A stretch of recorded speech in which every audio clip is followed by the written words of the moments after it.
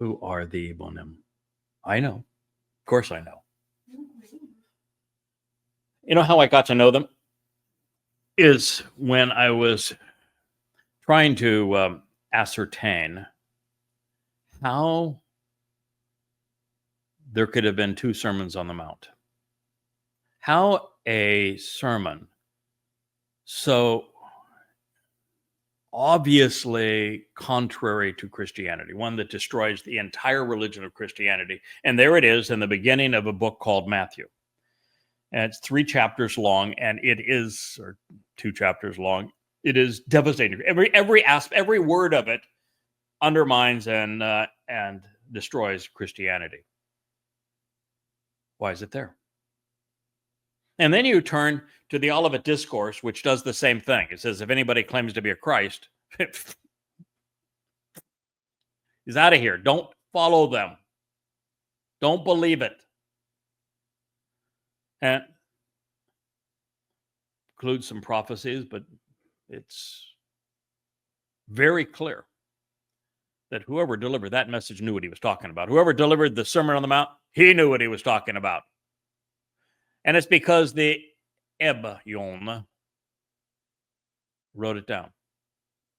They were the eyewitnesses.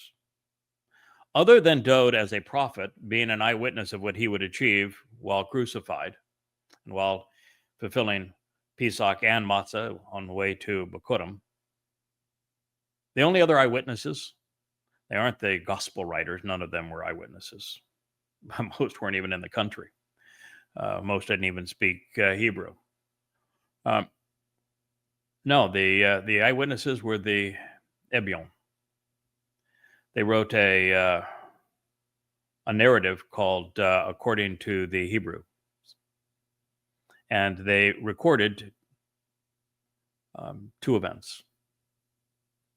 And when you look at the book of Matthew, you recognize that 80% of the book is plagiarized from Mark, who wrote the Gospel according to Paul, and Luke, who was Paul's propagandist and faith healer, spiritual healer.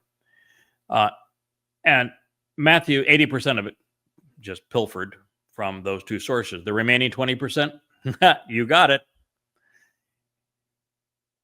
He plagiarized the Ebyonym, or we wouldn't know what they said because, of course, their texts were destroyed.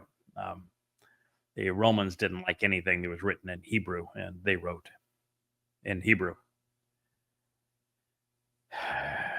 That's who they are.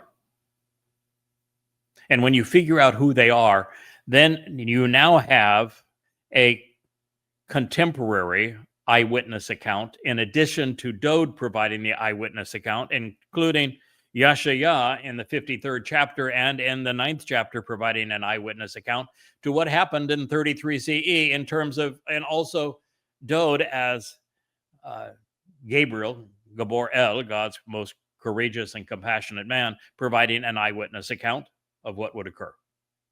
So you have Dode's eyewitness account through Daniel. You have Dode's eyewitness account through his Mizmor and his Mashal. You have Dode's eyewitness account provided by Yahowah in the 89th Mizmor. You have Yahowah, the great prophet's eyewitness account in Yahowah 9 and 53.